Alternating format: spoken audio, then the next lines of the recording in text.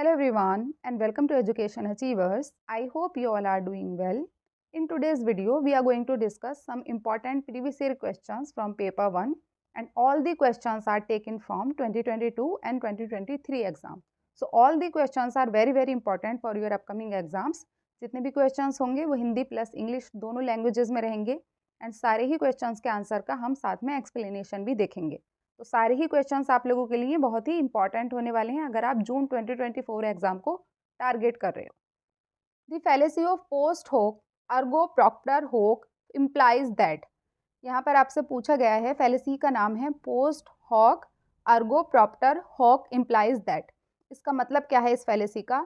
Relating to events caused one after another, या फिर relating to simultaneously occurring events, या फिर reversing the cause and effect relationship, यानी कि कॉज एंड इफेक्ट के रिलेशनशिप को, कारण प्रभाव के रिलेशनशिप को उलट देना, या फिर using argument in narrow sense, यानी आर्ग्यूमेंट को एक संकीर्ण अर्थ में उपयोग करना या प्रयोग करना। तो मैंने आप लोगों को फैलेसीज वाली क्लास में समझाया था कि आपको नाम से याद रखना है। मैंने आपको बताया था पोस्ट से आपको याद रखना है after, after this therefore because of this, यानी अगर कोई घटना किसी घटना के बाद घटित हो जाती है तो हमें ऐसा लगता है कि ये बाद वाली जो घटना हुई है या जो इवेंट हुआ है वो पहले वाली की वजह से हुआ है। जैसा आपने कोई लॉटरी जीती, उस लॉटरी को जीतने के बाद आपके घर में चोरी हो जाती है, तो आप ऐसा मान लेते हो कि जो आपके घर में चोरी हुई है उस लॉटरी को जीतने की वजह से हुई है, कि आपने पहले लॉटरी जीती थी उसके बाद आपके घर में चोरी हुई। अब नेक्स्ट टाइम अगर आप दोबारा से लॉटरी कोई जीतते हो तो आपको फिर से वही बात याद आएगी कि लास्ट टाइम मैंने लॉटरी जीती थी तो मेरे घर में चोरी हुई थी, इस टाइम भी मैंने लॉटरी जीती है तो मेरे घर में इस बार भी चोरी हो सकती है। तो जब आप दो इवेंट्स को एक दूसरे के साथ कनेक्ट कर लेते हो, और कैसे? वन आफ्टर अनदर, यानी एक इवेंट बाद में हुआ और एक इवेंट पहले हुआ और उसको एक दूसरे का कॉज एंड इफेक्ट आप मान लेते हो, वो होता है पोस्ट हॉक फैलेसी। ठीक है, तो यहाँ पर करेक्ट आंसर क्या हो जाएगा?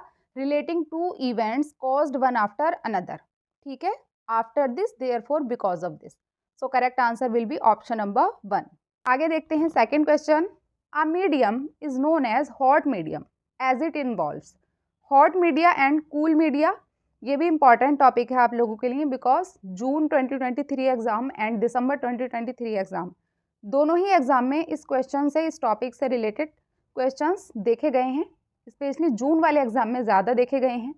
तो यहाँ पर आपसे पूछा गया है हॉट मीडिया के बारे में, हॉट मीडियम के बारे में। क्या होगा? Single sensory receptor, high sensory involvement रहता है हॉट मीडियम में, बैलेंस्ड रहता है, या फिर इनमें से कोई नहीं। तो hot media and cool media हम आपसे पहले भी डिस्कस कर चुके हैं। कैसे डिफरेंस हम करते हैं hot media and cool media में?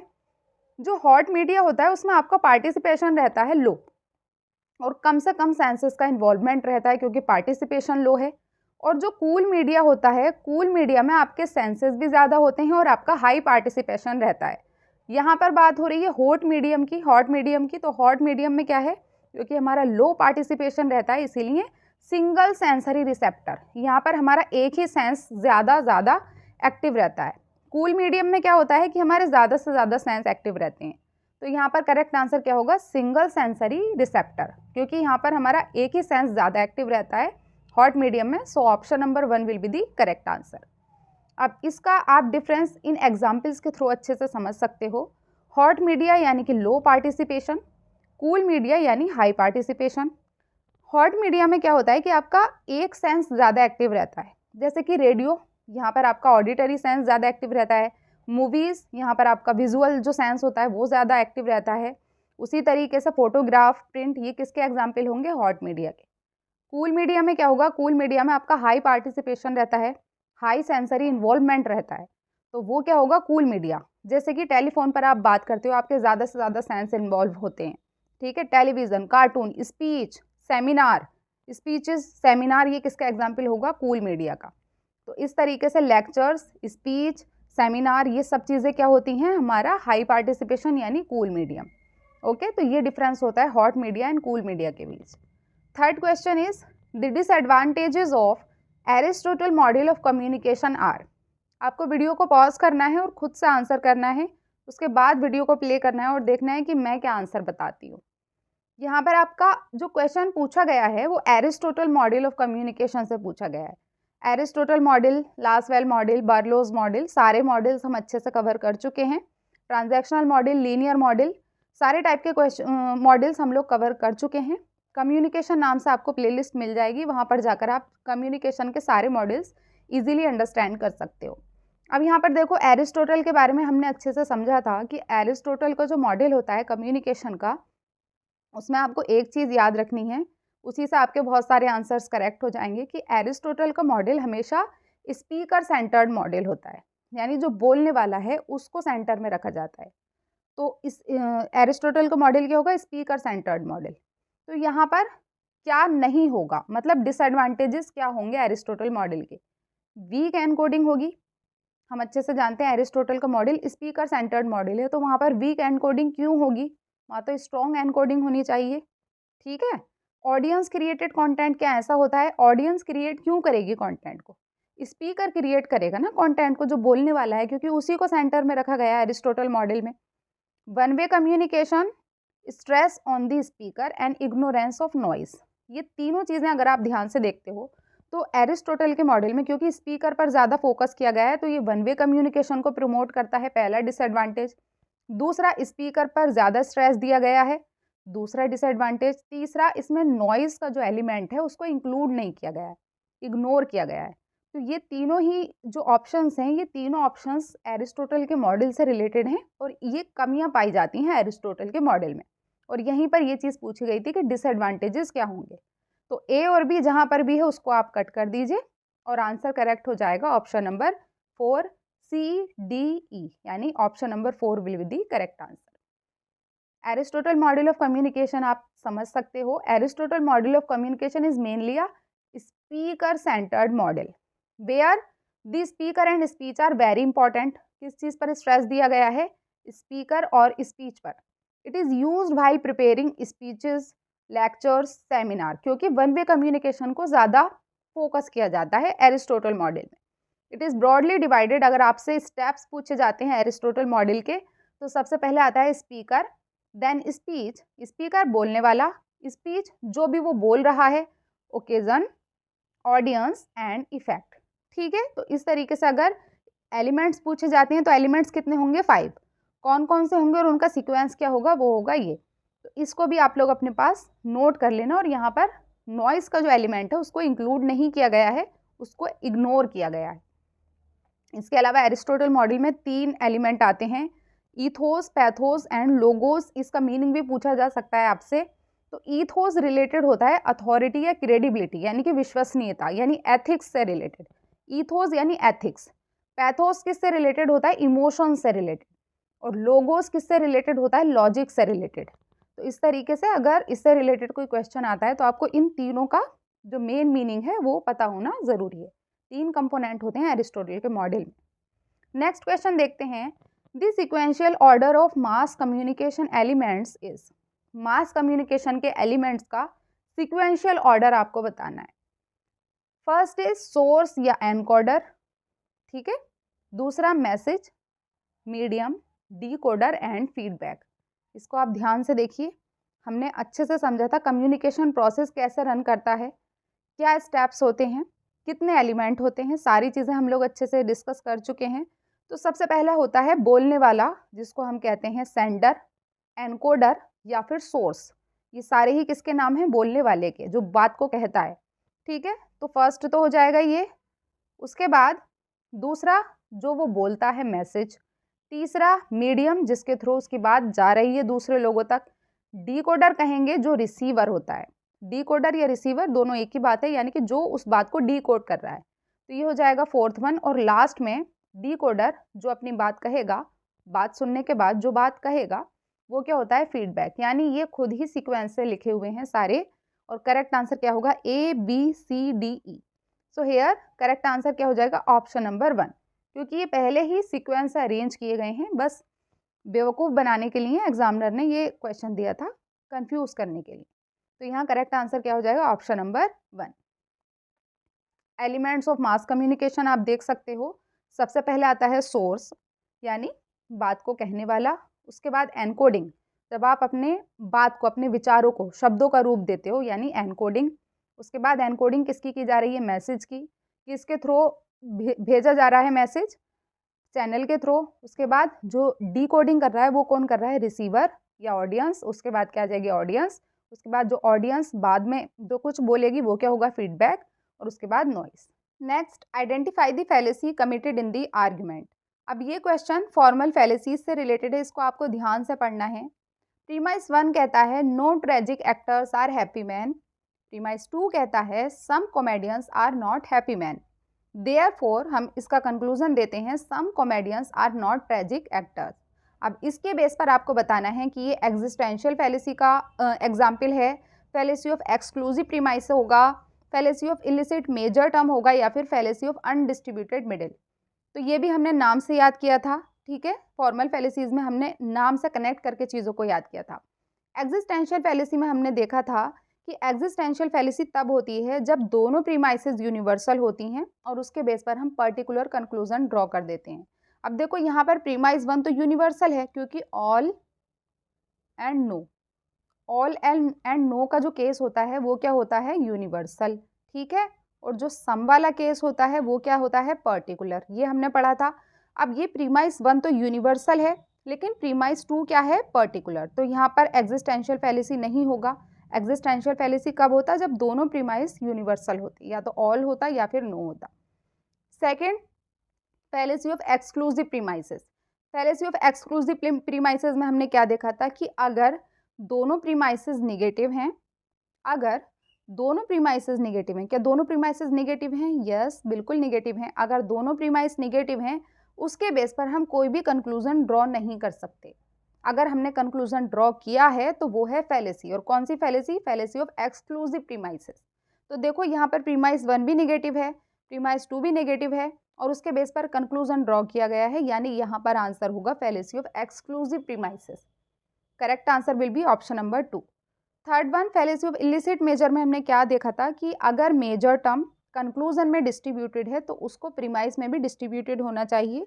और fallacy of undistributed middle term में हमने क्या देखा था कि मिडिल टर्म अगर एक प्रीमाइस में कम से कम एक प्रीमाइस में मिडिल टर्म को डिस्ट्रीब्यूटेड होना ज़रूरी है। अगर आपको इस क्वेश्चन में थोड़ा सा भी कन्फ्यूज़न है तो आप लोग फॉर्मल फैलेसीज वाली क्लास एक बार ज़रूर से देख लेना, ताकि आपको चीज़ें अच्छे से क्लियरली अंडरस्टैंडिंग हो सके हर एक चीज़ की, ठीक है। तो इसका आंसर क्या हो जाएगा इस क्वेश्चन का? यहाँ पर option number 2, fallacy of exclusive premises. Fallacy of exclusive premises, if both premises are negative then no conclusion, ठीक है। अगर दोनों प्रीमाइसेस नेगेटिव हैं तो हम कोई कंक्लूजन ड्रॉ नहीं कर सकते। ये होता है फैलेसी ऑफ एक्सक्लूसिव प्रीमाइसेस, या इसकी जगह अगर आपको फैलेसी ऑफ नेगेटिव प्रीमाइस लिखा हुआ दिखाई देता है तो वो भी इसी का नाम है दूसरा। Next, all the parts of this car are made of metal, therefore the whole car is made of metal. Which of the following fallacies is committed in this argument? All the parts, जितने भी parts हैं car के वो metal के बने हुए हैं, इसीलिए हमने कंक्लूजन क्या दिया कि whole car is made of metal. Part सारे मेटल के बने हुए हैं तो होल कार किसकी होगी? मेटल की। अगर आप लोगों ने अच्छे से क्लास ली है तो मैंने हाईलाइट कर दिया है कीवर्ड्स को, आप उससे पहचान सकते हो कि कौन सी फैलेसी यहाँ पर हो रही है। फैलेसी ऑफ डिवीज़न होगा, फैलेसी ऑफ कंपोजिशन होगा, फॉल्स डिलेमा होगा, या फिर स्ट्रोमैन फैलेसी होगा। तो फैलेसी ऑफ डिवीज़न और फैलेसी ऑफ कंपोजिशन, इन दो में आप कंफ्यूज हो सकते हो। इसके लिए मैंने आपको बताया था कि फैलेसी ऑफ डिवीज़न कब होती है? फैलेसी ऑफ डिवीज़न तब होती है जब हम, फैलेसी ऑफ डिवीज़न कब होगी? जब हम होल से पार्ट की तरफ मूव करेंगे। और फैलेसी ऑफ कंपोजिशन कब होगी? जब हम पार्ट से होल की तरफ मूव करेंगे। अब देखो यहाँ पर क्या हो रहा है, यहाँ पर पार्ट्स की बात की जा रही है और उसके बाद होल की तरफ मूव किया जा रहा है। पार्ट से होल की तरफ क्या होगा? Fallacy of composition. Fallacy of composition का क्या मतलब होता है? जब कोई चीज़ हम सच मानते हैं पार्ट्स के लिए, किसी भी चीज़ के पार्ट्स के लिए अगर हम कोई चीज़ ट्रू मान रहे हैं तो हम उसको एज अ होल के लिए भी ट्रू मान लेते हैं। जैसे यहाँ पर लिख रहा है कि जितने भी पार्ट्स हैं कार के वो मेटल के बने हुए हैं, और इसीलिए हमने कंक्लूजन दे दिया कि पूरी ही कार मेटल की बनी हुई है। लेकिन ऐसा नहीं कहा जा सकता, क्योंकि उसके टायर भी होते हैं और भी बहुत सी चीज़ें होती हैं जो मेटल की नहीं हैं। तो इसलिए इस तरह के जो एग्जाम्पल होते हैं उनमें फैलेसी होती है। और कौन सी फैलेसी होती है? फैलेसी ऑफ कंपोजिशन, क्योंकि पार्ट से होल की तरफ हम यहाँ मूव कर रहे हैं। और अगर होल से पार्ट की तरफ मूव करते तो आंसर क्या होता, option number 1 fallacy of division. So here the correct answer will B fallacy of composition. इसको एक्सप्लेनेशन को आप पढ़ भी सकते हो कि फैलेसी ऑफ कंपोजिशन कब होती है, when someone assumes that something that is true for the parts of a group is also true for the whole group. ठीक है, इसके बहुत से एग्जाम्पल भी हो सकते हैं, तो आप लोग इसका स्क्रीनशॉट भी ले सकते हो। Next, name the fallacy committed in the argument. All household pets are domestic animals, premise 1 है। प्रीमाइस 2 है no unicorns are domestic animals, और उसके बेस पर कंक्लूजन क्या दिया गया है, therefore some unicorns are not household pets. ठीक है, अब इसमें आपको बताना है कि अनडिस्ट्रीब्यूटेड मिडिल होगा, ये फॉर्मल फैलेसी का क्वेश्चन है। Affirmative conclusion from negative premises होगा, एक्सक्लूसिव फैलेसी होगा या फिर एग्जिस्टेंशियल फैलेसी होगा। एक्सक्लूसिव फैलेसी और एग्जिस्टेंशियल फैलेसी ये दोनों मैंने आपको अभी समझाई थी। तो देखो, ये क्या है, यूनिवर्सल, ये क्या है, यूनिवर्सल, दोनों यूनिवर्सल हैं। हमने अच्छे से देखा, ऑल या नो वाला जो केस होता है वो क्या होता है, यूनिवर्सल, और सम वाला जो केस होता है जैसे ये है, ये क्या होता है, पर्टिकुलर। यहाँ पर क्या किया जा रहा है, प्रीमाइस 1 है यूनिवर्सल, प्रीमाइस 2 भी है यूनिवर्सल, और उसके बेस पर कंक्लूजन क्या दिया गया है, पर्टिकुलर, और इसको हम क्या कहते हैं, इसको हम कहते हैं एग्जिस्टेंशियल फैलेसी। ठीक है, जैसा कि अभी हमने समझा था कि जब दोनों प्रीमाइसेस यूनिवर्सल होंगी और उसके बेस पर हम कंक्लूजन दे रहे हैं पर्टिकुलर, तो वो क्या होगा, एग्जिस्टेंशियल फैलेसी। तो यहाँ पर करेक्ट आंसर क्या हो जाएगा, ऑप्शन नंबर 4 एग्जिस्टेंशियल फैलेसी। क्योंकि देखो, यहाँ पर अगर आपको सारी फैलेसीज के बारे में अच्छे से पता है तो आप देखते ही आंसर कर दोगे, इसीलिए ज़्यादा से ज़्यादा क्वेश्चंस प्रैक्टिस करना बहुत ज़रूरी है, स्पेशली फॉर्मल फैलेसीज के केस में, क्योंकि इसमें जो नाम होते हैं वो बहुत ज़्यादा कंफ्यूजिंग होते हैं, कुछ स्टूडेंट को तो ये समझ ही नहीं आता है। तो जिन भी स्टूडेंट को कन्फ्यूज़न रहता है, अगर आप फॉर्मल फैलेसी वाली क्लास देखोगे ना, तो आपको एक बार में सारी चीज़ें अंडरस्टैंड हो जाएंगी, और अगर फिर भी कन्फ्यूज़न रहता है तो आप एक बार दोबारा से उस क्लास को देखना, 2 बार में आपकी सारे कन्फ्यूज़न क्लियर हो जाएंगे और आपको अच्छे से समझ आ जाएगा फॉर्मल फैलेसीज के सारे टाइप्स के बारे में। नेक्स्ट देखते हैं एग्जिस्टेंशियल फैलेसी। इससे आप स्क्रीनशॉट ले सकते हो कि both universal premises can not conclude particular conclusion. यदि दोनों प्रीमाइस यूनिवर्सल हैं, यानी ऑल या फिर नो वाला केस है दोनों प्रीमाइस में, तो कंक्लूजन कभी भी पर्टिकुलर नहीं हो सकता कि ऑल या नो था हमारा प्रीमाइस और उसके बेस पर हमने सम वाला कंक्लूजन दे दिया, तो ऐसा नहीं हो सकता। ठीक है, जैसे यहाँ पर ऑल है, दोनों यूनिवर्सल हैं और उसके बेस पर सम वाला अगर हम कंक्लूड कर रहे हैं, पर्टिकुलर कंक्लूड कर रहे हैं, तो वो होगा existential. Gifted students are, gifted students क्या होते हैं, इंडिपेंडेंट होते हैं इन देयर जजमेंट, या फिर इंडिपेंडेंट ऑफ टीचर्स, कि उनको टीचर्स की कोई नीड ही नहीं होती है, वो खुद ही करते हैं जो भी उनको करना है। इंट्रोवर्ट इन नेचर, जो गिफ्टेड स्टूडेंट होते हैं वो इंट्रोवर्ट होते हैं, यानी कि अपनी बात ज़्यादा लोगों के सामने रखते नहीं हैं। Non assertive of their needs, या फिर अपनी ज़रूरतों के प्रति वो असंवेदनशील होते हैं। गिफ्टेड स्टूडेंट्स की बात की जा रही है, तो गिफ्टेड स्टूडेंट के लिए देखो, सबसे पहली चीज़ कि चाहे गिफ्टेड स्टूडेंट है या क्रिएटिव स्टूडेंट है, कोई भी किसी भी तरीके का स्टूडेंट है, टीचर्स की नीड सभी को होती है, इंडिपेंडेंट ऑफ टीचर्स नहीं हो सकता, ज्ञान के लिए गुरु की आवश्यकता होती है, तो ये कट हो जाएगा। और गिफ्टेड स्टूडेंट्स इंट्रोवर्ट और एक्सट्रोवर्ट दोनों ही होते हैं, तो ये भी कट हो जाएगा। अपनी ज़रूरतों के प्रति असंवेदनशील तो कोई स्टूडेंट हो ही नहीं सकता, गिफ्टेड स्टूडेंट को तो और अच्छे से पता होता है कि उनकी नीड्स क्या हैं, उनकी ज़रूरतें क्या हैं, उनको अपनी लाइफ में क्या करना है, कैसे आगे बढ़ना है, तो ये भी कट हो जाएगा। तो करेक्ट आंसर हो जाएगा इंडिपेंडेंट इन देयर जजमेंट, वो अपने निर्णयों में स्वतंत्र होते हैं, अपने निर्णय खुद लेते हैं स्वतंत्र रूप से। तो यहाँ पर करेक्ट आंसर क्या हो जाएगा, option number 1 will be the correct answer. अब गिफ्टेड स्टूडेंट के बारे में 1-2 चीज़ें आप और जान लीजिए, ताकि एग्जाम में कैसा भी क्वेश्चन आता है तो आप हैंडल कर लो। तो they are independent in their judgement, उसके साथ ही gifted students are not independent of their teachers as they need their teachers for guidance and counselling. सारे ही स्टूडेंट्स को गाइडेंस एंड काउंसलिंग के लिए अपने टीचर्स की नीड होती है, ठीक है, ताकि वो अपनी एबिलिटीज़ को बेस्ट तरीके से यूटिलाइज कर पाएँ। Second one is they are not introvert as mainly they show the extrovert type of behaviour. ज़्यादातर जो गिफ्टेड स्टूडेंट होते हैं वो इंट्रोवर्ट ना होकर एक्सट्रोवर्ट टाइप का बिहेवियर शो करते हैं, क्योंकि उनको बातचीत करना पसंद होता है, चीज़ों को एक्सप्लोर करना पसंद होता है, वो एक्टिविटीज़ में ज़्यादा इंगेज होना प्रीफर करते हैं, ये सारी क्वालिटीज़ होती हैं गिफ्टेड स्टूडेंट की। उसके साथ ही they are highly assertive about their needs as they are well aware of their needs.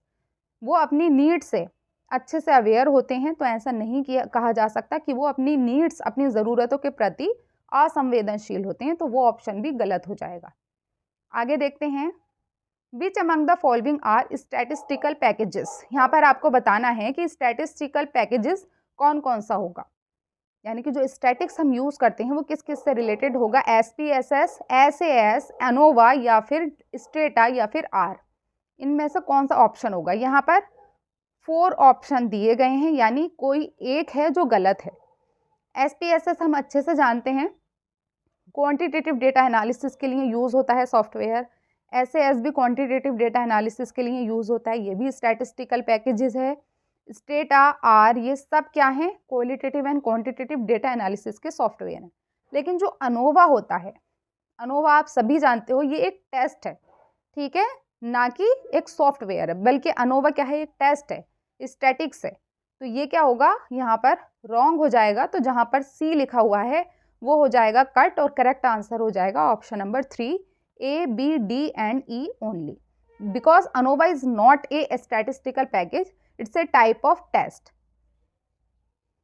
Quantitative data analysis software के नाम आपको कुछ पता होने चाहिए, जैसे SPSS, statistical package for social sciences, इसकी फुल फॉर्म भी कई बार पूछी जाती है, तो आपको पता होनी चाहिए।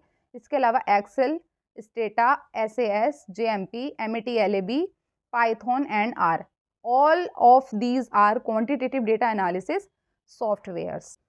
If southeast becomes east and northwest becomes west and all other directions are changed in the same manner, then what will be the direction for north?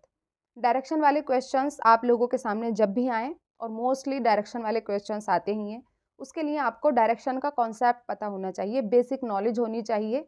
अगर आप लोगों ने डायरेक्शन वाली मेरी वीडियो नहीं देखी है तो मैथमेटिकल रीजनिंग के नाम से आपको प्लेलिस्ट मिल जाएगी, वहाँ पर जाकर आप लोग देख लेना। उस एक वीडियो को देखने से डायरेक्शन का कोई भी क्वेश्चन आता है आप लोगों का कभी भी गलत नहीं होगा। तो इस तरह के क्वेश्चन को सॉल्व करने के लिए आपको पता होना चाहिए कि 4 मेन डायरेक्शंस कौन सी होती हैं एंड कौन सी होती हैं 4 सब डायरेक्शंस। तो मेन डायरेक्शंस होती हैं, आपके राइट हैंड साइड पर होता है east and left hand side पर होता है वेस्ट, ऊपर आता है नॉर्थ एंड नीचे आता है साउथ। ये होती हैं 4 मेन डायरेक्शंस, जिसके बीच का एंगल होता है 90 डिग्री। इन चारों के बीच का डायरेक्शन कितना होता है, 90 एंगल कितना होता है, 90 डिग्री।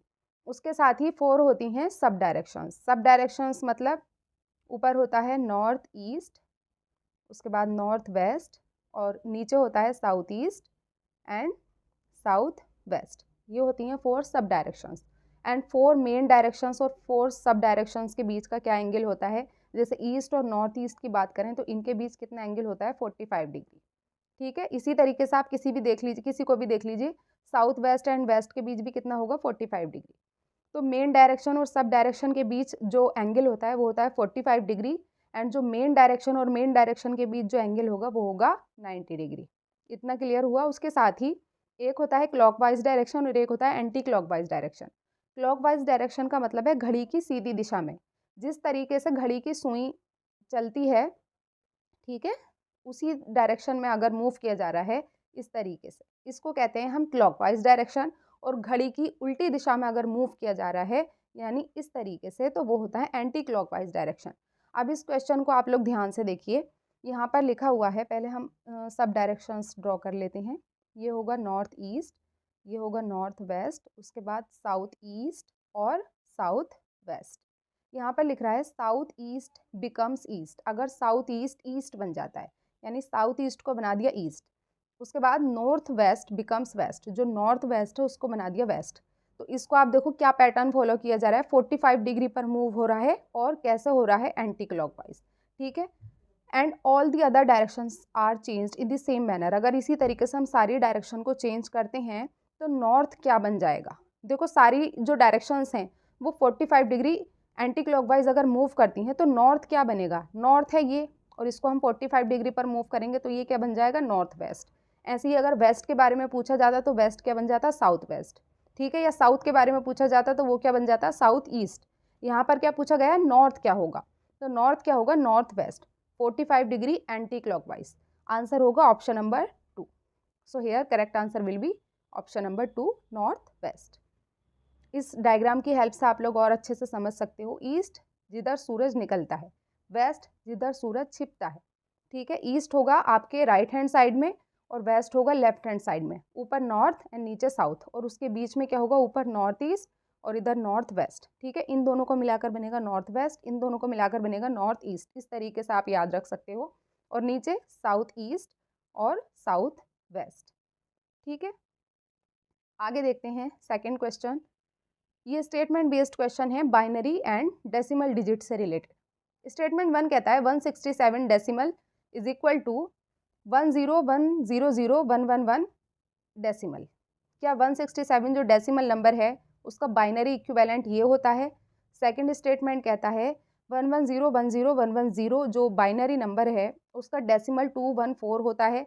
तो इसको आपको सॉल्व करना होगा, तभी आपको पता चलेगा कि स्टेटमेंट 1 एंड स्टेटमेंट 2 में से कौन सा ठीक है एंड कौन सा गलत है, या कौन सा ट्रू है कौन सा फॉल्स है। तो इसके लिए आपको क्या करना होगा, आपको पता होना चाहिए कि डेसिमल को बाइनरी में हम कैसे कन्वर्ट करते हैं। तो उसके लिए हम सबसे पहले देख लेते हैं इसका तरीका, ठीक है। बाद में हम आंसर पर आएंगे। जैसे 167 है, 167 को अगर आपको डेसिमल में कन्वर्ट करना है, बाइनरी में कन्वर्ट करना है, उसके लिए आपको क्या करना होगा, 167 को 2 से डिवाइड करना होगा। जब आप 167 को 2 से डिवाइड करोगे तो क्या होगा, 2 8 जा 16 एंड 2 3 जा 6, ठीक है। कितना बचा रिमाइंडर, रिमाइंडर लिखोगे आप यहाँ पर 1। उसके बाद 2 4 जा 8 एंड 2 1 जा 2, कितना रिमाइंडर बचा 1, 1 को लिखेंगे हम यहाँ पर। उसके बाद 2 2 जा 4 एंड उसके बाद यहाँ पर 0 आ जाएगा और ये 1 आ जाएगा यहाँ पर रिमाइंडर, पूरा कट होना चाहिए। उसके बाद 2 1 जा 2 और ये 0 एज इट इज़ आ जाएगा, यहाँ पर भी रिमाइंडर कितना बचेगा 0। उसके बाद 2 5 जा 10 पूरा कट हो गया तो ये आ गया 0। उसके बाद क्या होगा, 2 2 जा 4 और रिमाइंडर कितना बचा 1। उसके बाद 2 1 जा 2 रिमाइंडर कितना बचा 0, ठीक है। और ये 1 हम एज इट इज़ यहाँ पर लिख देते हैं। और इसमें आपको क्या चीज़ याद रखनी है कि इसमें हमेशा एंटी क्लॉकवाइज चला जाता है, ऊपर की साइड में आपको चलना है। और ऊपर की साइड में जब आप चलकर आंसर लिखोगे तो क्या हो जाएगा 1 0 1 0 0 1 1 1। देखो क्या क्वेश्चन में भी यही लिखा हुआ था, एक बार चेक कर लेते हैं। क्वेश्चन में भी यही लिखा हुआ था 1 0 1 0 0 1 1 1, ठीक है। और यहाँ पर भी क्या है 1 0 1 0 0 1 1 1। ये क्या होगा 167 डेसिमल का बाइनरी इक्विवेलेंट।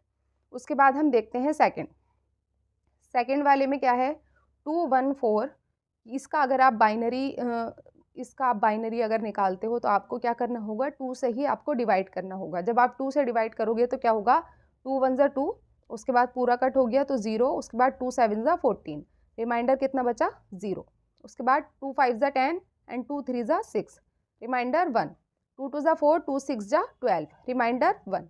2 1 जा 2 2 3 जा 6 0, reminder.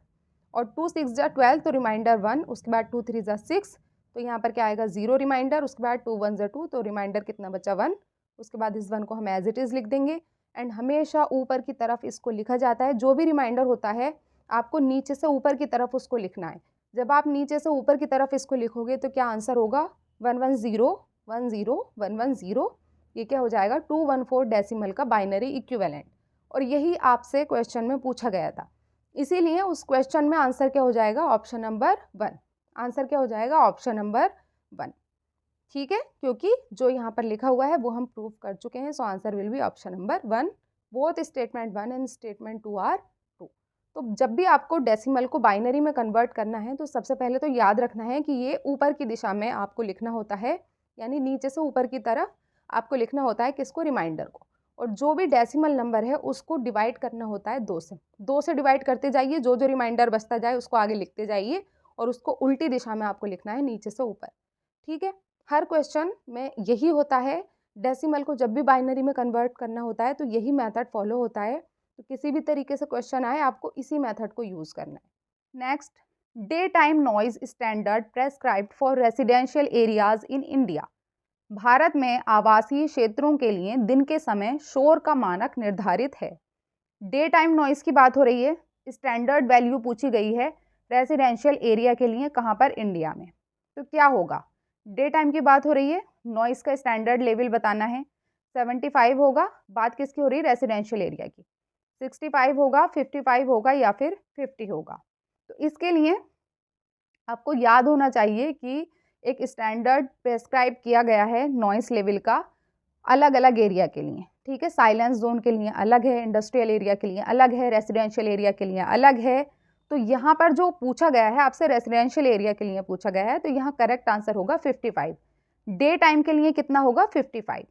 Correct answer will be option number 3। अब इसके अलावा जो बाकी के हैं उनको भी हम एक बार देख लेते हैं। देखो, सबसे ज़्यादा जो क्वेश्चंस पूछे जाते हैं अभी तक जो देखा गया है वो इन 4 से ही पूछे गए हैं, कैटेगरी ऑफ एरिया से। इंडस्ट्रियल एरिया की अगर बात करें तो डे टाइम की जो लिमिट है वो है 75 और जो नाइट टाइम की जो दी गई है नॉइस लिमिट वो 70। कॉमर्शियल के लिए डे टाइम की जो नॉइस लिमिट है या फिर जो स्टैंडर्ड वैल्यू है वो है 65 डेसिबल और उसके बाद नाइट के लिए है 55। ऐसे ही रेसिडेंशियल के लिए जो क्वेश्चन में पूछा गया था, डे टाइम लिमिट जो है वो है 55 डेसिबल और जो नाइट टाइम है वो है 45। और साइलेंस जोन की अगर बात करें तो वो सबसे कम है, 50 है डे के लिए और नाइट के लिए कितनी है? 40। तो इस तरीके से भी आप कनेक्ट कर सकते हो कि यहाँ पर कितने का डिफरेंस है? 5 का। यहाँ पर कितने का है? 10 का। यहाँ पर भी कितने का है? 10 का। और यहाँ पर भी कितने का है? 10 का। सिर्फ इंडस्ट्रियल एरिया में जो है 5 का डिफरेंस है और बाकी सब में 10-10 का डिफरेंस है। तो इस तरीके से भी आप कनेक्ट करके याद रख सकते हो। ओके, आगे देखते हैं। The target set by the Indian government for generating power from wind energy by the year 2022। Bharat सरकार द्वारा वर्ष 2022 तक पवन ऊर्जा से विद्युत उत्पादन का कितना लक्ष्य निर्धारित किया गया है? किसकी बात हो रही है? विंड एनर्जी की बात हो रही है, ठीक है। विंड एनर्जी से पावर जनरेट करेगा इंडियन गवर्नमेंट ने कहा है कि कितना किया जाएगा? 60 गीगावाट, 50, 40 या फिर 15। तो देखो, विंड एनर्जी की जब भी बात आएगी पावर जनरेट करने की विंड एनर्जी से, तो वहाँ पर आपका करेक्ट आंसर होगा 60। हमेशा याद रखना, और ये क्वेश्चन बहुत बार रिपीट हुआ है। विंड के अलावा बाकी भी क्वेश्चंस पूछे गए हैं तो वो भी आप लोग समझ लीजिए। यहाँ पर करेक्ट आंसर हो जाएगा ऑप्शन नंबर 1, 60। बाकी के देखो, सोलार से अगर क्वेश्चन आपका पूछा जाता है तो 100 गीगावाट होगा इसका आंसर। सोलार यानी कि जो सूर्य की ऊर्जा है, सूर्य ऊर्जा से कितना विद्युत उत्पादन करने की बात की गई है? 100 गीगावाट। विंड यानी कि वायु से कितना विद्युत उत्पादन करने की बात की गई है? 60। बायो पावर से अगर पूछा जाता है तो 10 और स्मॉल हाइड्रो पावर से अगर क्वेश्चन पूछा जाता है तो वो होगा 5 गीगावाट। और टोटल अगर पूछा जाता है कि जो नेचुरल रिसोर्सेज हैं तो उससे कितनी एनर्जी प्रोड्यूस की जाएगी, कितनी पावर जनरेट की जाएगी, तो टोटल होगा 175। और ये कब तक रखा गया था ये लक्ष्य? 2022 तक। The total target set by the Indian government for generating power from renewable energy by the year 2022 is 175 gigawatt. तो इस तरीके से आप लोग इन सबको याद रखना। ज़्यादातर जो क्वेश्चंस पूछे गए हैं वो सोलार और विंड से पूछे गए हैं। बायो पावर से भी पूछा गया है क्वेश्चन, तो इस पूरी लिस्ट को आप लोग अच्छे से याद रखना। Next, in the first commitment period of Kyoto protocol how many greenhouse gases are covered for reducing their emission? Kyoto protocol की पहली प्रतिबद्धता अवधि में कितनी ग्रीन हाउस गैसों के उत्सर्जन को कम करने के लिए कवर किया गया था या बात की गई थी? 4। देखो, क्योटो प्रोटोकॉल बिल्कुल भी नहीं छोड़ सकते आप। जून में भी इससे क्वेश्चंस पूछे गए, ग्रीन हाउस गैसेस से क्वेश्चंस पूछे गए, रियो समिट से क्वेश्चंस पूछे गए। तो ये जो मेन चीज़ें हैं इनको आपको बिल्कुल नहीं छोड़ना। स्पेशली क्योटो प्रोटोकॉल बहुत इजी है और इसमें कितनी ग्रीन हाउस गैसेस की बात की गई है, सारी की सारी ग्रीन हाउस गैसेस का भी आपको पता होना चाहिए। टोटल 6 ग्रीन हाउस गैसेस की बात की गई थी क्योटो प्रोटोकॉल में। वो 6 ग्रीन हाउस जो गैसेज हैं उनके नाम भी आपको पता होने चाहिए। यहाँ पर करेक्ट आंसर हो जाएगा ऑप्शन नंबर 3। सबसे पहला है कार्बन डाइऑक्साइड। कंफ्यूज मत होना, CO नहीं होगा। CO होता है कार्बन मोनोऑक्साइड और कार्बन डाइऑक्साइड क्या होता है? CO2। तो इन चीज़ों में आप कंफ्यूज मत होना। दूसरा होता है CH4 जिसको हम कहते हैं मीथेन। तो अगर आपको CH3 लिखा हुआ दिखाई देता है तो उससे भी आप कंफ्यूज मत होना, ठीक है। नाइट्रस ऑक्साइड यानी N2O, अगर N2O की जगह अगर NO2 मिलता है तो वो आंसर नहीं होगा क्योंकि यहाँ पर NO2 की बात नहीं हो रही है, N2O की बात हो रही है, ठीक है, तो इस तरह की चीज़ों में आपको कंफ्यूज नहीं होना है। फोर्थ वन इज हाइड्रोफ्लोरोकार्बन्स यानी HFCs, CS, और उसके बाद परफ्लोरोकार्बन्स, उसके बाद सल्फर हेक्साफ्लोराइड SF6। तो ये आपको फॉर्मूलाज और नाम इन 6 के 6 ग्रीन हाउस गैसेस के याद होने ज़रूरी हैं। External validity in research refers to, external validity का क्या मतलब होता है या फिर बाहरी वैधता का क्या तात्पर्य है? The rigour of the study, अध्ययन की कठोरता, the accuracy of a procedure, किसी प्रक्रिया की सटीकता, the relation of the research problem with the researcher's personal life, ये तो बिल्कुल भी नहीं होगा, the extent of generalisability that the results provide. तो आप में से बहुत से लोगों को इसका आंसर पता भी होगा, नहीं पता है तो आपको दोनों चीज़ों का पता होना चाहिए कि एक्सटर्नल वैलिडिटी क्या होता है और इंटरनल वैलिडिटी क्या होता है रिसर्च में। तो दो टाइप की वैलिडिटी होती है। अगर एक्सटर्नल वैलिडिटी की बात करें तो एक्सटर्नल वैलिडिटी का मतलब है कि जो आपके रिसर्च के रिजल्ट हैं, आप अगर आगे PhD करोगे, रिसर्च करोगे, तो आपके जो रिसर्च के रिजल्ट्स हैं वो आप बाकी पॉपुलेशन पर, जैसे सैंपल पर आपने रिसर्च की, तो उस सैंपल पर की गई रिसर्च को आप पूरी पॉपुलेशन पर जनरलाइज कर सकते हो या नहीं, बाकी की पॉपुलेशन पर अप्लाई कर सकते हो या नहीं उस चीज़ को, तो वो क्या कहलाता है? जनरलाइज करना। तो एक्सटर्नल वैलिडिटी का क्या मतलब है कि अगर आपकी रिसर्च जो सैंपल पर की गई है वो बाकी पॉपुलेशन पर आप जनरलाइज कर सकते हो, उन पर भी लागू कर सकते हो या नहीं, वो होता है एक्सटर्नल वैलिडिटी। इसका कीवर्ड क्या है? जनरलाइज करना। ठीक है, और एक क्या होता है? एक होता है इंटरनल वैलिडिटी। इंटरनल वैलिडिटी का क्या मतलब होता है? इंटरनल वैलिडिटी का मतलब होता है कॉज एंड इफेक्ट का रिलेशनशिप, कि आपके जो वेरिएबल्स हैं रिसर्च में उनमें कॉज एंड इफेक्ट का रिलेशनशिप है या नहीं।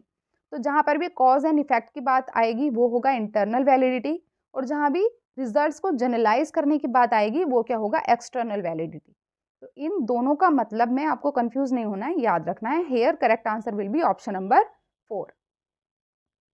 नेक्स्ट, ये स्टेटमेंट बेस्ड क्वेश्चन है, इसको ध्यान से आपको देखना है।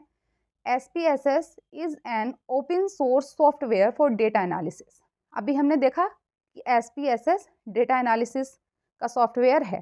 ठीक है, स्टेटमेंट 2 कहता है Turnitin is a very useful software for statistical data analysis. क्या टर्निटिन डेटा एनालिसिस का सॉफ्टवेयर है? तो सबसे पहली चीज, SPSS के बारे में जो बात लिखी हुई है कि ये डेटा एनालिसिस का सॉफ्टवेयर है, वो तो बात है सही, लेकिन यहाँ पर लिख रहा है ओपन सोर्स सॉफ्टवेयर, इसकी वजह से ये स्टेटमेंट हो जाता है रॉन्ग, क्योंकि SPSS एक ओपन सोर्स सॉफ्टवेयर नहीं है। दूसरी चीज, टर्निटिन बहुत ही यूजफुल सॉफ्टवेयर है स्टैटिस्टिकल डेटा एनालिसिस के लिए, तो ये भी गलत, क्योंकि जो टर्निटिन सॉफ्टवेयर है वो प्लेजरिज्म चेकिंग सॉफ्टवेयर है, ना कि डेटा को एनालाइज करने के लिए उसका यूज किया जाता है। किसके लिए यूज होता है? प्लेजरिज्म चेकिंग सॉफ्टवेयर, यानी कि साहित्यिक चोरी जिसको कहते हैं हिंदी में, उसके लिए यूज किया जाता है टर्निटिन का। तो ये दोनों ही स्टेटमेंट हो जाएंगे रॉन्ग, और आंसर यहाँ पर हो जाएगा option number 2। Both statement 1 and statement 2 are incorrect. SPSS, जिसकी फुल फॉर्म होती है statistical package for social sciences, is not a open source software, it is a proprietary software developed by IBM। तो ये गलत हो जाएगा। दूसरा, जो टर्निटिन सॉफ्टवेयर है वो किस लिए यूज होता है? For checking plagiarism. ठीक है, नेक्स्ट क्वेश्चन देखते हैं। ये भी आपका दिसंबर 2023 एग्जाम में पूछा गया क्वेश्चन है।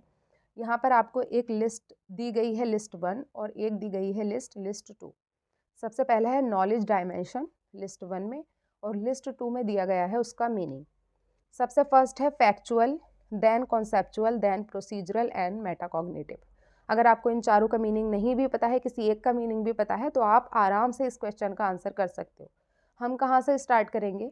हम स्टार्ट करेंगे मेटाकॉग्निटिव से। मैंने आपको मेटाकॉग्निशन का पूरा कॉन्सेप्ट एक वीडियो में अच्छे से समझाया था कि मेटाकॉग्निशन का मतलब क्या होता है, कि थिंकिंग अबाउट थिंकिंग।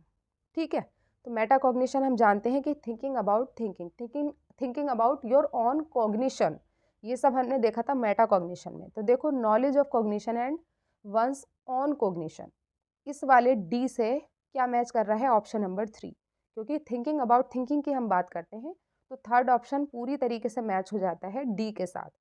डी के साथ अगर 3 देखते हैं हम, तो कहाँ पर है? ऑप्शन नंबर 2 में।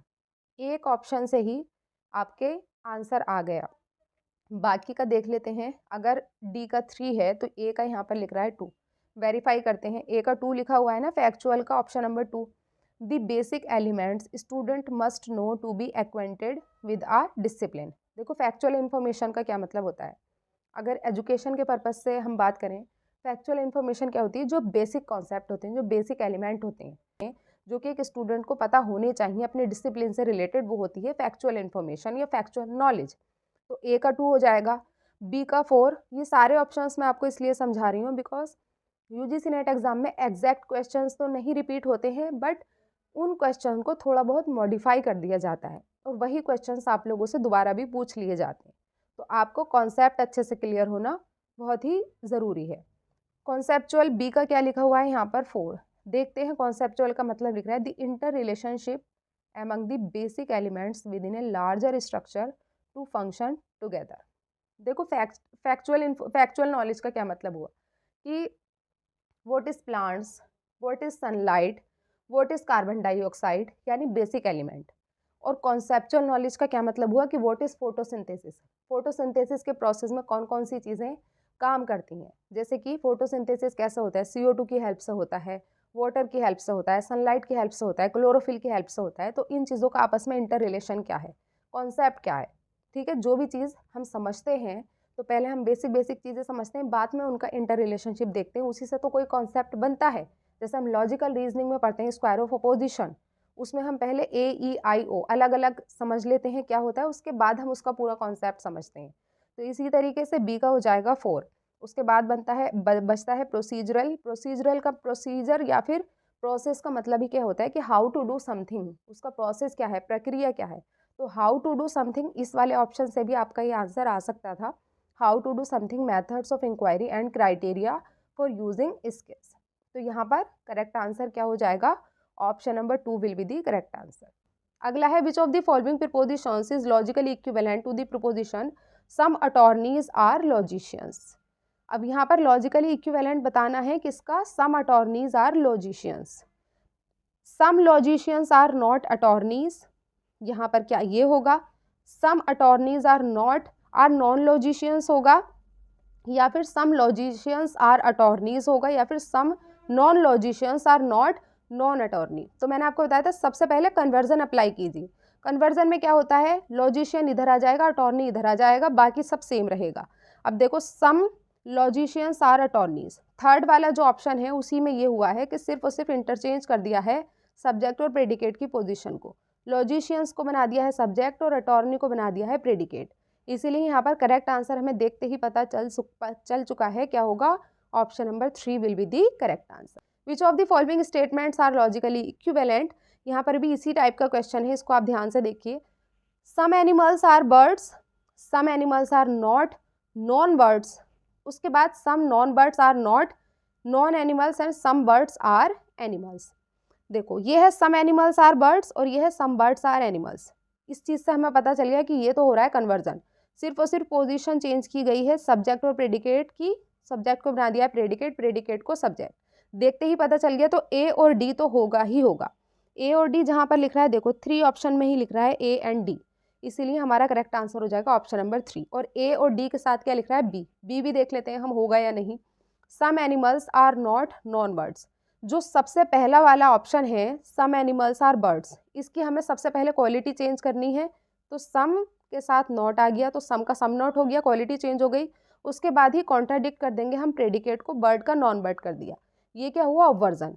तो यहाँ पर ऑब्वर्जन भी हुआ है और कन्वर्जन भी हुआ है, ठीक है। तो इसी तरीके से यहाँ पर करेक्ट आंसर क्या हो जाएगा, option number 3 A, B and D only. Next question, which among the following is not a characteristic of closed ended questions in survey research. यहाँ पर क्लोज्ड एंडेड क्वेश्चंस की कौन सी कैरेक्टरिस्टिक नहीं होगी, ये पूछा गया है।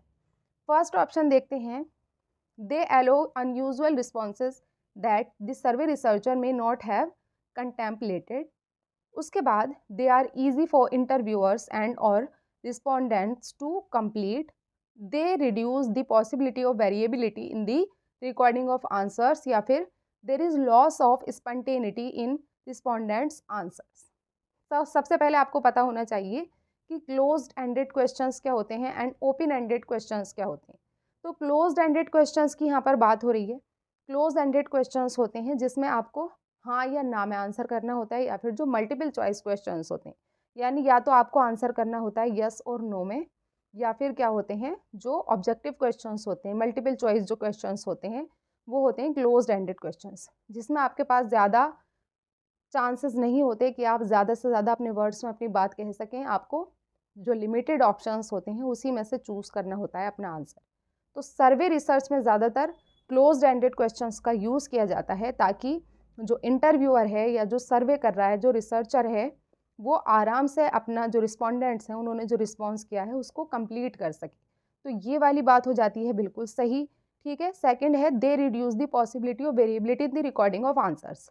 अब जब हर एक रिस्पोंडेंट के पास दो ही ऑप्शन है आंसर करने के लिए, तो आंसर्स में ज़्यादा वेरिएबिलिटी हो ही नहीं सकती कि आपका आंसर अलग है, इनका आंसर अलग है, इनका आंसर अलग है। ऐसा नहीं होता है। जहाँ पर सब्जेक्टिव आंसर्स आपको देने होते हैं, ऐसे टाइप जो क्वेश्चंस होते हैं, वहाँ पर आंसर्स में वेरिएबिलिटी होती है। सब लोगों का दिमाग अलग होता है, थिंकिंग प्रोसेस अलग होता है, तो वहाँ पर आंसर्स में वेरिएबिलिटी ज़्यादा होती है। लेकिन क्लोज्ड एंडेड क्वेश्चंस में सबको सेम ऑप्शन दिए जाते हैं और उसी में से आपको चुनना होता है, तो वेरिएबिलिटी के चांसेस कम हो जाते हैं। ठीक है, रिड्यूस हो जाती है पॉसिबिलिटी ऑफ वेरिएबिलिटी, तो ये ऑप्शन भी ठीक हो जाएगा। लास्ट है there is loss of spontaneity in respondents answer, यानी उत्तरदाता के उत्तरों में स्वाभाविकता की कमी होती है।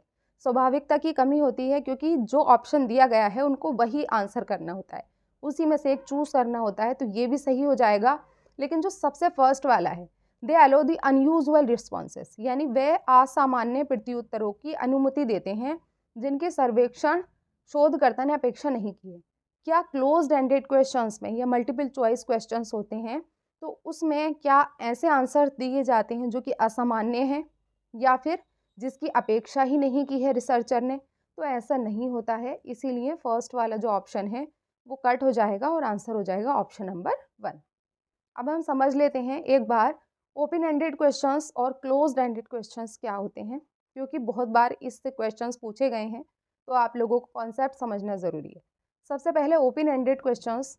Open ended questions allow participants to give a free form text answer. Open ended question का मतलब होता है जहाँ पर आप अपनी मर्जी से कितना भी लिख सकते हो, अपनी सोच से, अपनी समझ से जितना चाहें अपने अकॉर्डिंग आंसर को लिख सकते हो। Open ended questions encourage exploration of a topic. किसी भी टॉपिक के बारे में एक्सप्लोर में हम क्या करते हैं, ज़्यादा से ज़्यादा जानने की कोशिश करते हैं। तो ओपन एंडेड क्वेश्चंस किस लिए होते हैं? ताकि हम किसी भी चीज़ को, किसी भी टॉपिक को ज़्यादा से ज़्यादा जान पाएँ। ठीक है, ज़्यादा इन डेप्थ हम किसी चीज़ को जान पाएँ। A participant can choose what to share and in how much detail. Open ended question में एक पार्टिसिपेंट के पास पूरी अपॉर्चुनिटी होती है, उसको खुद से डिसाइड करना होता है, खुद से चूज़ करना होता है कि क्या उसको बताना है, कितने वर्ड्स में बताना है, कितने डिटेल में बताना है। ये किसके पास होता है चूज़ करने की अपॉर्चुनिटी? पार्टिसिपेंट के पास। ठीक है, participants are encourage to give a reason response rather than a one word answer और अ शॉर्ट फ्रेज। यानी जो पार्टिसिपेंट होता है या जो आंसर दे रहा है वो एक लॉजिकल आंसर देता है, किसके बजाय इसके कि वो वन वर्ड में आंसर अपना कंप्लीट कर दे। ठीक है, उसके पास पूरी अपॉर्चुनिटी होती है कि वो लॉजिकल वे में पूरा रीजन्ड आंसर करे। कुछ एग्जाम्पल इसके हो सकते हैं, जैसे open ended and questions, open ended questions and close ended questions में आप डिफरेंस कर सकते हो इन एग्जाम्पल्स की हेल्प से। कि अगर मैं आपसे कहती हूँ व्हाट आर यू थिंकिंग, तो आप ये तो नहीं कहोगे हाँ या ना में जवाब नहीं दोगे, या आपके पास 2 या 4 ऑप्शंस नहीं हैं। आप जितना चाहे वर्ड्स में एक्सप्लेन कर सकते हो that what you are thinking. ठीक है, या फिर tell me about your last birthday experience. ये भी आप अपनी मर्जी से अपने अकॉर्डिंग चूज़ कर सकते हो कि क्या चीज़ आपको मेरे साथ शेयर करनी है, कितनी डिटेल में शेयर करनी है, कितने वर्ड्स में शेयर करनी है। ठीक है, तो वो अपॉर्चुनिटी आपके पास होती है। What do you think about social networking site. आप सोशल नेटवर्किंग साइट्स को कैसा मानते हैं, क्या सोचते हैं आप उसके बारे में, तो इसमें डिटेल में आंसर दिया जाता है। तो ओपन एंडेड क्वेश्चंस को आप कैसे याद रखोगे? जिसमें पार्टिसिपेंट डिटेल में आंसर दे सकते हैं, उनके पास अपॉर्चुनिटी होती है, वो जितना ज़्यादा एक्सप्लोर कर सकते हैं उस टॉपिक को और अपनी मर्जी से आंसर दे सकते हैं। अब हम देखते हैं close ended questions. Close ended questions जिसको हम क्लोज्ड क्वेश्चंस भी कहते हैं, ये रेस्ट्रिक्ट करते हैं पार्टिसिपेंट को to one of a limited set of possible answer. यानी सिर्फ और सिर्फ कुछ ही लिमिटेड सेट होते हैं जिसको आंसर करना होता है पार्टिसिपेंट को। Closed questions have a short and limited response. बहुत ही ज़्यादा लिमिटेड रिस्पॉन्स होते हैं, यस और नो टाइप, या फिर 4 ऑप्शंस दिए जाएंगे या 3 ऑप्शंस दिए जाएंगे, उसी में से कोई एक चूज़ करना होता है।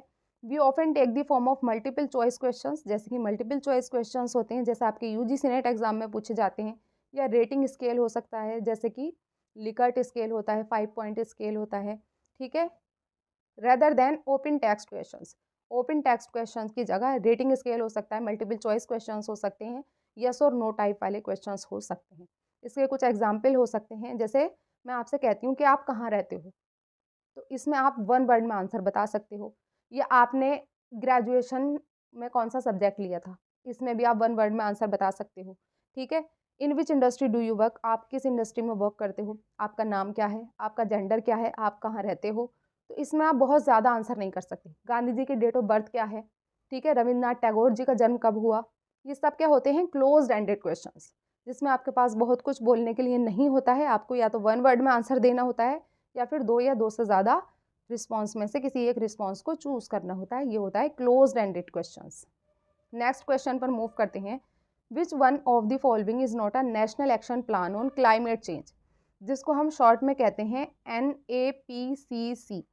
इससे बहुत बार क्वेश्चन पूछे जाते हैं, NAPCC। ये कॉन्सेप्ट मैं आप लोगों को समझा चुकी हूँ, बहुत ही इजी ट्रिक की हेल्प से ये सारे के सारे हमने अच्छे से समझे थे। 8 मिशंस होते हैं इसके, और हमने बहुत ही अच्छे से इजी ट्रिक से समझे थे।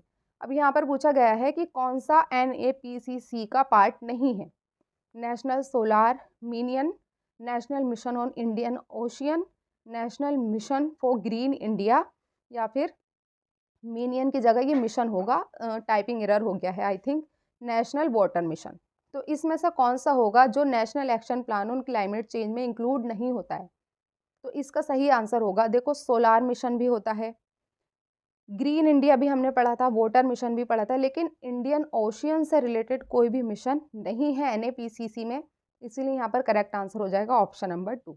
अब NAPCC के जो 8 मिशंस हैं उनको हम लोग देख लेते हैं। सबसे पहला है, इसको आपको सीक्वेंस से याद रखने की ज़रूरत नहीं है, बस आपको पता होना चाहिए कि national action plan on climate change में कौन कौन से मिशंस आते हैं। First, national solar mission, second, national mission for enhanced energy efficiency, third, national water mission. तो देखो इसको आप पूरा किससे कैसे याद रखोगे, ये है सोलार से रिलेटेड, ये है एनर्जी से रिलेटेड, ये है वाटर से रिलेटेड वाटर मिशन, ये एग्रीकल्चर, ये ग्रीन इंडिया, यहाँ सस्टेनेबल हैबिटेट, उसके बाद strategic knowledge for climate change and sustaining the Himalayan ecosystem. ये हैं 8 मिशंस। इसको याद रखने के लिए मैंने आपको ट्रिक बताई थी कैसे याद रखना है, ध्यान से सुनना। देखो सबसे पहले सुबह में सूरज निकलता है, ठीक है, तो सोलार मिशन, सुबह में सबसे पहले सूरज निकलता है तो सोलार मिशन। उसके बाद जब सूरज की रोशनी आती है तो हमारे अंदर क्या आती है, एनर्जी। जब सूरज की रोशनी, सूर्य का प्रकाश हमें मिलता है तो हमारे अंदर क्या आती है, एनर्जी। जब हमारे अंदर एनर्जी आई तो हम उठे और उठकर हमने क्या किया, पानी पिया, ठीक है।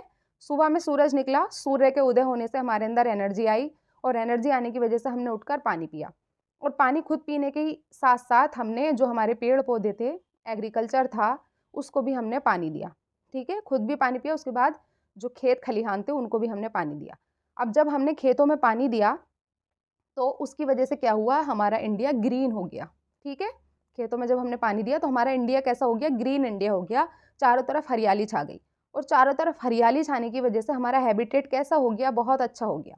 तो उसके बाद क्या आएगा, हैबिटेट, कि जब चारों तरफ हरियाली छाई तो हैबिटेट हमारा कैसा हो गया, बहुत अच्छा हो गया। और हैबिटेट अच्छा होने से, ग्रीन इंडिया होने से, एग्रीकल्चर के अच्छा होने से हमारे अंदर क्या हुआ, नॉलेज का संचार हुआ। जब सब कुछ अच्छा होता है तभी तो हमारे अंदर ज्ञान आता है, जब हमारी हेल्थ वेल्थ सब अच्छी होती है तभी तो ज्ञान आता है। तो जब सब कुछ अच्छा हुआ तो हमें ज्ञान की प्राप्ति हुई, और ज्ञान की प्राप्ति होने के बाद हम इतना खुश हुए कि हम खुशी से हिमालय पर चढ़ गए। इस तरीके से आपको इस ट्रिक से इसको याद रखना है, 8 मिशंस को। अगर आपको ये कहानी भी याद रहती है तो NAPCC के मिशन से रिलेटेड कोई क्वेश्चन आता है तो आपका आप गलत नहीं होगा। हिंदी में भी आप लोग इसको इजीली पढ़ सकते हो। व्याप्ति between 2 terms of equal extension is called समव्याप्ति। मैंने इसीलिए आपको कहा था कि स्टेटमेंट बेस्ड क्वेश्चन पूछ लिए जाते हैं तो आपको पता होना चाहिए, व्याप्ति का मतलब भी पता होना चाहिए, और जो मीनिंग है एज इट इज वो भी आपको पता होना चाहिए। स्टेटमेंट 2 कहता है the relation between fire and smoke is that of समव्याप्ति। व्याप्ति का क्या मतलब है, इक्वल एक्सटेंशन को हम समव्याप्ति कहेंगे, या फिर फायर और स्मोक इन दोनों का जो रिलेशन है उसको हम समव्याप्ति कहते हैं। तो हमने अच्छे से समझा था इक्वल एक्सटेंशन की जहाँ भी बात होगी वो होगा समव्याप्ति, तो ये स्टेटमेंट सही हो जाएगा।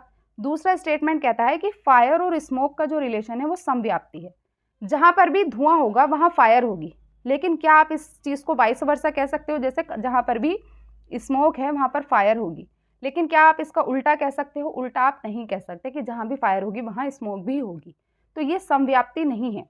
अगर आप वाइस वर्सा कह सकते तो समव्याप्ति होती, लेकिन यहाँ पर आप वाइस वर्सा नहीं कह सकते, इसीलिए फायर और स्मोक का जो रिलेशन है वो क्या होगा? असमव्याप्ति, समव्याप्ति नहीं होगा। इसीलिए स्टेटमेंट 2 हो जाएगा फॉल्स और स्टेटमेंट 1 हो जाएगा true, and answer will be option number 3, statement 1 is true and statement 2 is false. Because of technological strides in recent times, words and times as related to communication have become money. यानी यहाँ पर कहा गया है कि पिछले कुछ समय में प्रौद्योगिकी प्रगति के कारण संचार से संबंधित शब्द और समय धन बन गए हैं।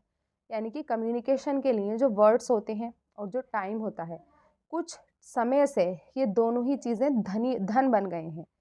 ठीक है। दूसरा स्टेटमेंट है the technological convergence has contributed to the control of mass communication by a few corporates. यानी प्रौद्योगिकी अभिसरण यानी कि टेक्नोलॉजिकल कन्वर्जेंस की वजह से क्या हुआ है कि कुछ कॉरपोरेट द्वारा जनसंचार के नियंत्रण में योगदान हुआ है। अगर आप ध्यान से इन स्टेटमेंट को पढ़ते हो तो ये अंडरस्टैंडिंग बेस्ड क्वेश्चंस होते हैं। आपकी यूजीसी नेट एग्जाम में डायरेक्ट आपसे ये नहीं पूछा जाएगा कि कम्युनिकेशन का मतलब क्या होता है, कम्युनिकेशन वर्ड कहाँ से ड्राइव किया गया है। पहले ऐसे क्वेश्चंस पूछे जाते थे, अब आपकी अंडरस्टैंडिंग को चेक किया जाता है कि आप कितनी अंडरस्टैंडिंग रखते हो अपने सब्जेक्ट से रिलेटेड। ठीक है, तो बहुत ज़्यादा ऐसा नहीं है कि आपको सिलेबस पर ही डिपेंड रहना है, आपको अपनी एनालिटिकल पावर को डेवलप करना है अगर आपको यूजीसी नेट एग्ज़ाम क्वालिफाई करना है तो। देखो, टेक्नोलॉजिकल स्ट्राइड हाल ही में यानी कि पिछले कुछ समय से रिसेंट टाइम टेक्नोलॉजिकल स्ट्राइड की वजह से जो वर्ड्स हैं और जो टाइम है, ये दोनों ही चीज़ें कम्युनिकेशन प्रोसेस में मनी बन गई हैं।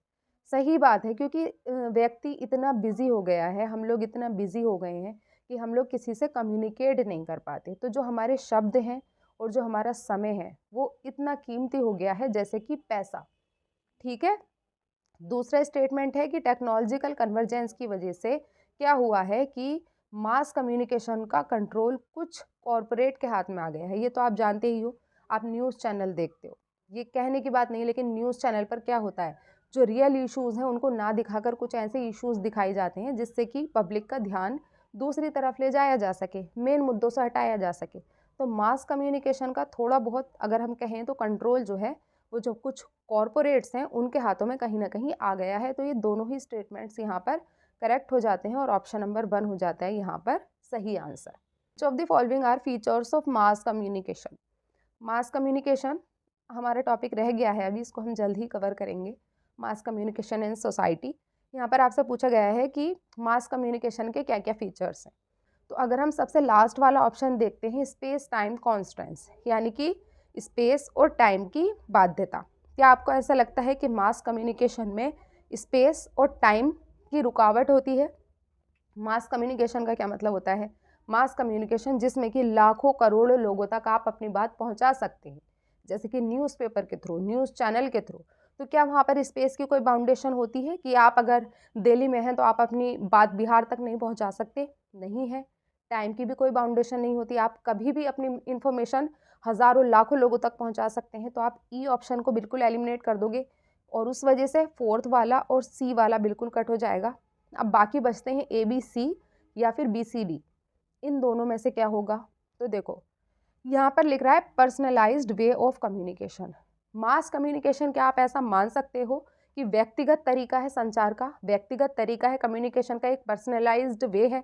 पर्सनलाइज्ड वे क्या होता है? जब हम पर्सनली जाकर किसी से बातचीत करते हैं, फेस टू फेस कम्युनिकेशन करते हैं, वो होता है पर्सनलाइज्ड वे। मास कम्युनिकेशन में तो पर्सनलाइज्ड वे आ ही नहीं सकता, तो इसको भी आप कट कर दोगे। इन दो ऑप्शन को एलिमिनेट अगर आप कर देते हो तो आपके पास बचता है ए बी एंड सी, और इसका करेक्ट आंसर हो जाता है ऑप्शन नंबर 1। तो इस तरह के क्वेश्चंस को आपको एलिमिनेशन टेक्निक से करना है। अगर आपको नहीं पता कि स्ट्रक्चर्ड इंस्टीट्यूशनल सिस्टम क्या होता है, कॉम्प्लेक्स प्रोसेस ऑफ रिप्रोडक्शन क्या होता है, कोई बात नहीं, जो ऑप्शंस आपको ऐसे लग रहे हैं जो कि मास कम्युनिकेशन के फीचर हो ही नहीं सकते, उनको एलिमिनेट कर दीजिए, और यही टेक्निक आपको अपने एग्जाम में फॉलो करनी है। ओके, नेक्स्ट देखते हैं। Identify the correct sequence of decoding process of communication in the classroom. आपको बताना है कि जो मैसेज होता है उसके डीकोडिंग प्रोसेस का क्या सीक्वेंस होगा, कहाँ पर, क्लासरूम में। सबसे पहला है, सबसे पहले स्टूडेंट इवैल्यूएशन करते हैं, उसके बाद मैसेज को समझते हैं, उसके बाद सेंसरी इन्वॉल्वमेंट होता है, एंड देन सबसे लास्ट में फीडबैक देते हैं। या फिर सबसे पहले स्टूडेंट फीडबैक देते हैं, उसके बाद अपने सेंस का इन्वॉल्वमेंट करते हैं, देन मैसेज को समझते हैं, उसके बाद लास्ट में, सबसे लास्ट में इवैल्यूएट करते हैं बात को। Third one is sensory involvement, interpretation, evaluation and feedback, या फिर last interpretation, evaluation, feedback and sensory involvement. ध्यान से पढ़ना इस क्वेश्चन को, रीसेंट क्वेश्चन है, इंपॉर्टेंट क्वेश्चन है। तो देखो, सबसे पहली बात हो रही है यहाँ पर कि कम्युनिकेशन प्रोसेस में हम सबसे पहले क्या करते हैं। अब मैं आपको कोई बात बता रही हूँ, यहाँ पर आप लोग मेरी वीडियो देख रहे हो, तो सबसे पहले आपके कानों में मेरी आवाज़ जा रही है। किसके थ्रू जा रही है? आपके कानों के थ्रू जा रही है। आपके कान क्या है? आपके ईयर्स क्या है? सेंस। ठीक है, तो सबसे पहले हम बात को सुनेंगे ना, जो मैसेज हमें दिया जा रहा है या स्टूडेंट को दिया जा रहा है, वो पहले उसको सुनते हैं। तो सबसे पहले क्या आता है? Sensory involvement.